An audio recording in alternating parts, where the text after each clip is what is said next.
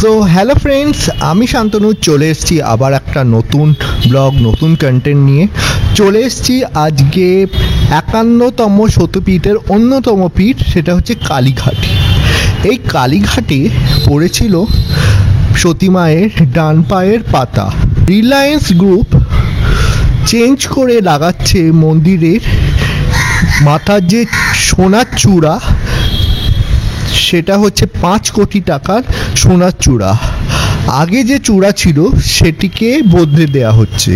তাছাড়া মন্দিরের লুকটা পুরো চেঞ্জ করে দেওয়া হচ্ছে, কারণ মন্দিরের যে রিনোভেশনের দরকার ছিল সেই রিনোভেশনটা পুরোপুরি হয়ে যাচ্ছে, মানে অর্থাৎ।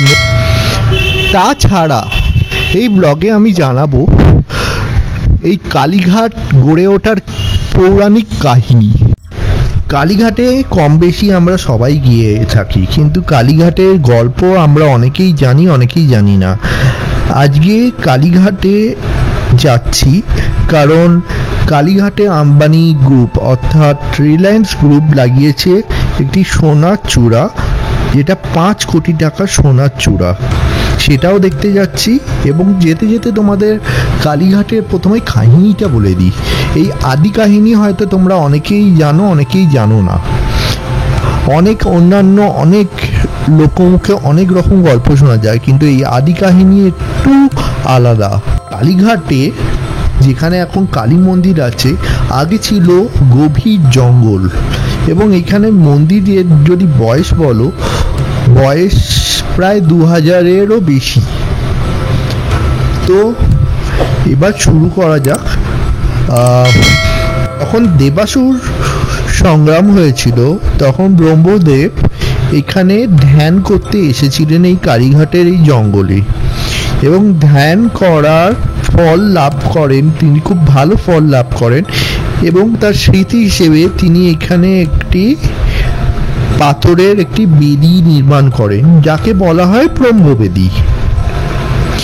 আমরা সবাই জানি যে যখন মা সতী দেহত্যাগ করেন, শিব সেই দেহ নিয়ে, মা সতীর দেহ নিয়ে তাণ্ডব নৃত্য শুরু করেন। সেই তাণ্ডব নৃত্য দেখে দেবতারা ভয় পেয়ে যায়, এবং ভয় পায় যে সৃষ্টি এবার রসাতলে যাবে। সেই জন্য তারা বিষ্ণুদেবকে অর্থাৎ নারায়ণকে প্রার্থনা করেন। নারায়ণ তার সুদর্শন চক্র দ্বারা সতীর সেই মৃতদেহকে 51 ভাগে ভাগ করে হয়ে যায়, এবং 51 ভাগে ভাগ হয়ে এক একটা জায়গায় পড়ে, আর যেখানে যেখানে পড়ে এক একটা সতীপীঠ হয়ে ওঠে। আর সেই মহা সতীপীঠের মধ্যে একটি পীঠ হচ্ছে এই কালীঘাট। এই কালীঘাটে দেবী সতীর ডান পায়ের পাতা অর্থাৎ ডান পায়ের 4টে আঙুল সহ এই পাতা পড়ে, এবং সেই পাতা পড়ে এই কুণ্ডপুকুর অর্থাৎ কালী হ্রদে। সেইখান থেকেই গল্প শুরু। তারপর কেটে যায় অনেক বছর পরে দুজন মাতৃসাধক, একজনের নাম ব্রহ্মানন্দ গিরি আর আরেকজন মাতৃসাধকের নাম আত্মারাম ব্রহ্মচারী। এই দুই মাতৃসাধক যায় নীলগিরি পর্বতের, যেখানে নীলগিরির শিলাখণ্ডে বাস করছিলেন দেবী কালিকা অর্থাৎ আদ্যাশক্তি মা কালী। সেই শিলাখণ্ডে বসে আনন্দগিরি ধ্যান করতে থাকেন। তিনি ধ্যান করতে করতে কখনো ধ্যান যখনই করতে যান ধ্যান ভেঙে যায় বা কোনো বিফল হচ্ছিলেন। তো এইবার তিনি ধ্যান করতে থাকেন, এবং তিনি সংকল্প নেন যদি এবারে ধ্যান যদি উনি না করতে পারেন তিনি দেহত্যাগ করবেন। এই বলে তিনি এইভাবে না খেয়ে তিনি 20 দিনের মতো ধ্যান করতে থাকেন, এবং তখনও যখন দেবীর দর্শন না পায় তখন তিনি দেহত্যাগ করার সংকল্প নেন। তখন দেবী কালিকা এসে তার সম্মুখে দর্শন দেন। দেবীর কালীর এই ভয়ঙ্কর রূপ দেখে ব্রহ্মানন্দ গিরি ভীষণ ভয় পেয়ে যান। তখন দেবী একটি বালিকা রূপে তাকে দর্শন দেন এবং তাকে বর প্রার্থনা করতে বলেন। বর প্রার্থনা করতে বলে যখন একটি বরে তিনি বলেন যে তিনি যেন দেবীকে যখনই চান এই শিলাখণ্ডে যেন দেখতে পান। আরেকটা বর চান যে তিনি যতদিন না চাইবেন ততদিন দেবী এই শিলাখণ্ড থেকে ছেড়ে কোথাও যেতে পারবেন না। আরেকজন মাতৃ সাধক যার নাম হচ্ছে আত্মারাম ব্রহ্মচারী এই কালীঘাটের জঙ্গলে এসে পৌঁছান। সেখানে ব্রহ্মার নির্মাণ করা সেই ব্রহ্মবেদীর ওপরে তিনি ধ্যান করতে থাকেন এবং এনাকেও দেবী কালী একটি বালিকা রূপে দর্শন দেন। দেবী কালীর সেই বালিকা রূপে দর্শন পেয়ে তিনি ধন্য হয়ে যান এবং দেবী তাকে নির্দেশ করেন এবং বলেন যে এইখানে যে কুণ্ড পুকুর আছে তো তলেই আছেন দেবীর ডান পায়ের 4টি আঙুল সহ পাতা এবং আরো বলেন যে এই ব্রহ্মবেদীর ওপরে যেন সেই শিলাখণ্ড যেখানে ব্রহ্মানন্দ গিরি যাতে বসে ধ্যান করছেন সেটাকে এনে স্থাপন করেন। তাছাড়াও এটাও বলেন যে সেই প্রস্তরখণ্ড শিলাটিও এই পাথরের ওপরে নির্মাণ করেন। এটা তো গেল দেবী কালিকার নির্দেশ। তাছাড়া না আরো কালিকার আরেকটিও নির্দেশ ছিলেন। ইনি বলেন যে তিনি আবির্ভাব হওয়ার আগে এখানে ভৈরব অর্থাৎ পীঠ রক্ষক নকুলেশ্বর আবির্ভাব হবে এবং তিনি এইখানে আরো নির্দেশ করেন যে ব্রহ্মানন্দ গিরিকে যেন তিনি নীলগিরি পর্বতের ওই শিখর থেকে নিয়ে এসে এই কালীঘাটের জঙ্গলে নিয়ে আসেন। দিন ব্রহ্মানন্দ গিরি সেই মাতৃ সাধক যখন পুজো করার জন্য ফুল নিতে যায় তখন তিনি এক অলৌকিক ঘটনা দেখতে পায়। দেখেন একটা জায়গায় 2টি দুগ্ধপোষ্য গাভী স্থির হয়ে দাঁড়িয়ে আছেন আর তাদের দুধ গড়িয়ে গড়িয়ে একটি গর্তের মধ্যে একটি শিলাখণ্ডে পড়ছে।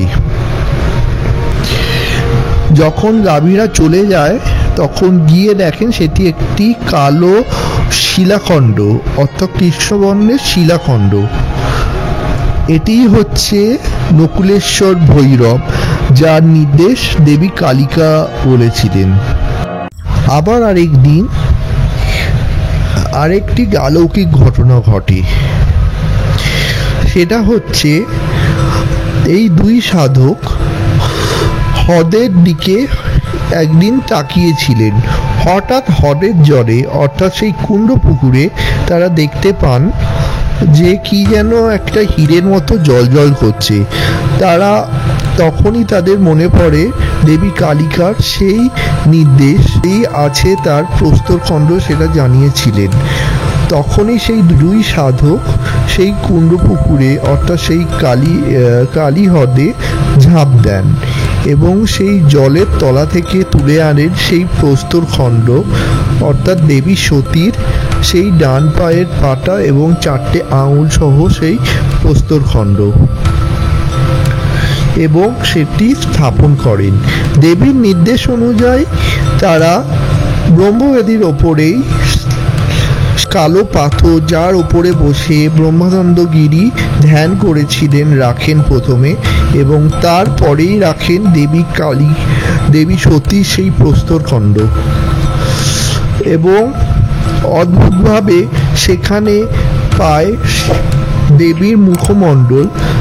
শোনা যায় এটাই নাকি ব্রহ্মা দ্বারা নির্মিত সেই মুখমণ্ডল, এবং স্নান যাত্রার দিন সেই প্রস্তরখণ্ড অর্থাৎ দেবী সতীর ডান পায়ের পাটা অভিষেক করে অগ্নিকোণে রেখে দেন এবং দেবী কালীর এইভাবেই আবির্ভাব ঘটেছিল।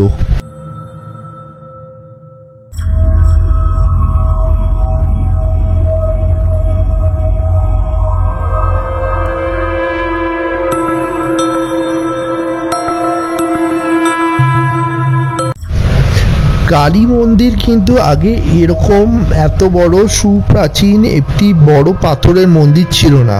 প্রথমে যেটা নির্মাণ করা হয়েছিল একটি পর্ণকুটির, সেই পর্ণকুটিরেই পুজো হতো দেবী কালিকার। সেই বেদির ওপরে স্থাপন করা কালী মূর্তির পুজো হতো। কুটিরের পর এখানে তৈরি হয় একটি কাঠের মন্দির, সেইখান কোনো জায়গার এক মহারাজা বানিয়ে দিয়েছিলেন। পরবর্তীকালে